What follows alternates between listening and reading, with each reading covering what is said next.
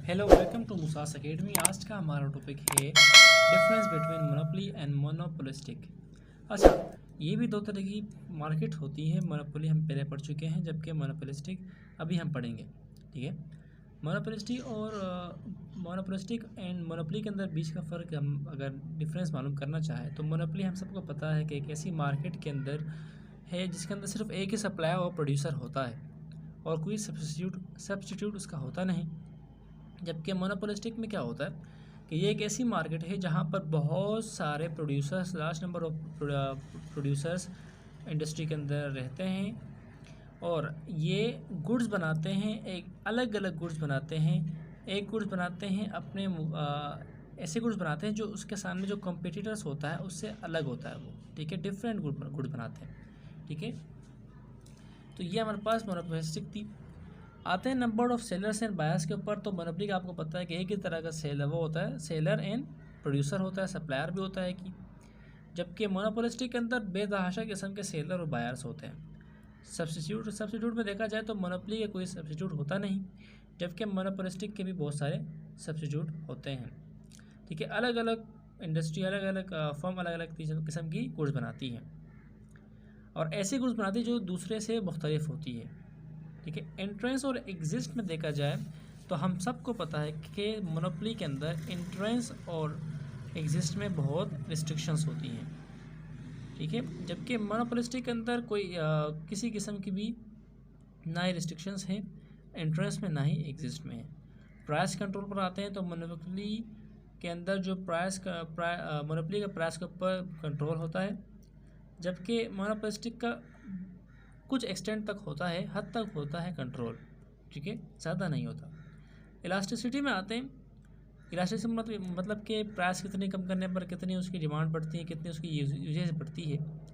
अगर देखा जाए मोनोपोली के अंदर इलास्टिसिटी इतनी होती है कि उनकी मोनोपोली के अंदर जो इलास्टिसिटी होती है वो रिलेटिवली इन इलास्टिक होती है। हम पिछले पढ़ चुके हैं ये जो रिलेटिवली इन इलास्टिक की चीज़ें होती है ना इकोनॉमिक में, इन सब का कॉन्सेप्ट बिल्कुल इलास्टिसिटी ऑफ डिमांड्स होता है हमारे पास। Degree of price elasticity of demand ये उसके मुताबिक होता है। ठीक है, मुख्तलिफ कुछ नहीं होता। हाँ, वहाँ डिमांड तो यहाँ पर मोनोपोली आ जाती है, उसके यूजेज आ जाएंगी।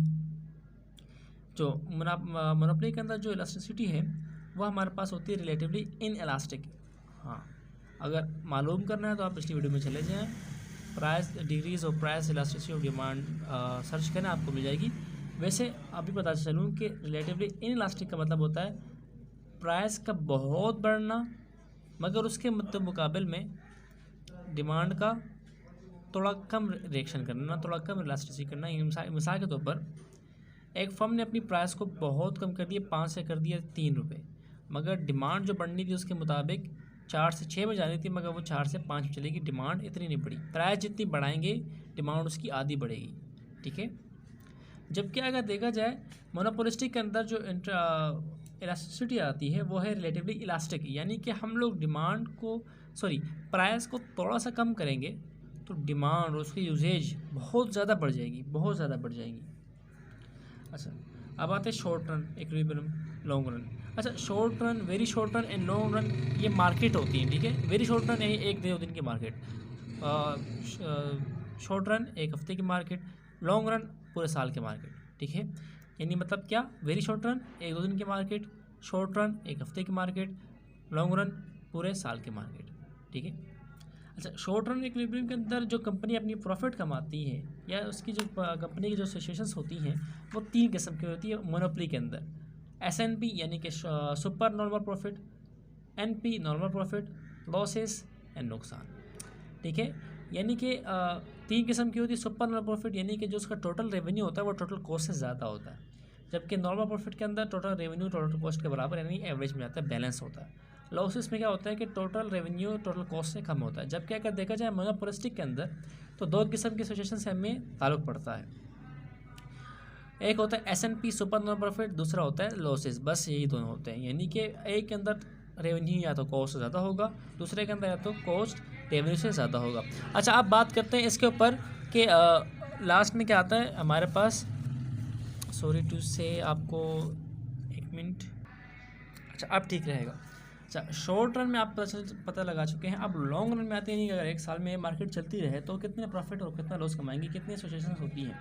अगर लॉन्ग रन में देखा जाए तो मोनोपोली के अंदर सिर्फ एक ही सिचुएशन होती है, वो होती है S&P सुपर नॉर्मल प्रॉफिट, यानी कि रेवेन्यू उसका कॉस्ट से ज़्यादा होगा। क्योंकि आप सबको पता है कि अगर बेसिक नीड्स के अंदर एक ही फर्म, एक ही कंपनी तमाम की तमाम सप्लाई को कंट्रोल करती है तो उसका मुनाफा ज़्यादा होगा। मिसाल के तौर पर पूरे मुल्क के अंदर सिर्फ एक ही चीनी की फैक्ट्री हो, शुगर मिल हो, तो आपको सबको पता है कि क्या होता है हमारे पास, उसकी रेवेन्यू लाजमी ज़्यादा होगी। अगर एक ही बिजली सप्लाई करने वाली हो तो उसकी रेवेन्यू ज़्यादा होगी। अब आते हैं लॉन्ग रन के अंदर मोनोपोलिस्टिक में, तो क्या होता है उनके एक ही वो होता है नॉर्मल प्रॉफिट ही होता है, यानी कि बराबर सा प्रॉफिट कमाते हैं जिसके अंदर रेवेन्यू और कॉस्ट आपस में बराबर होते हैं, ये इनका ज़्यादातर होता है। अच्छा, प्रैक्टिकल एग्जाम्पल के तौर पर आते हैं तो प्रैक्टिकल एग्जाम्पल के अंदर मोनोपोली के अंदर के इलेक्ट्रिक आ सकता है, कराची के लिहाज से देखा जाए, या SSGC सदर्न गैस कंपनी जो गैस प्रोवाइड करती है, पाकिस्तान रेलवेज़, ठीक है, और वापडा भी हो सकती है। अच्छा, ये आप अपने तौर पर देख सकते हैं कि किसके, अगर आप किसी और मुल्क में रहते हैं तो आप वहाँ भी देख सकते हैं कि मोनोपोली की सिचुएशंस या एग्जांपल्स दे सकते हैं। अच्छा, अब अगर आते हैं हम लोग मोनोपोलिस्टिक में, तो प्रैक्टिकल एग्जांपल्स हमारे पास तकरीबन स्टॉक मार्केट, हर मुल्क का स्टॉक मार्केट कर सकते हैं। अच्छा, सोप प्रोडक्शन कह सकते हैं कि जो वो होती है सोप ब्रांड्स, वो भी हमारे पास क्या आती हैं, मोनोपोलिस्टिक में आती है, ठीक है। तो ये हमारे पास होगी difference between the monopolistic and monopoly. उम्मीद है आपको ये वीडियो पसंद आई होगी, आपको कॉन्सेप्ट को क्लियर हो चुका होगा। मिलते हैं अगली वीडियो में, तब तक के लिए अपना ख्याल रखिए। खुदा हाफिज़।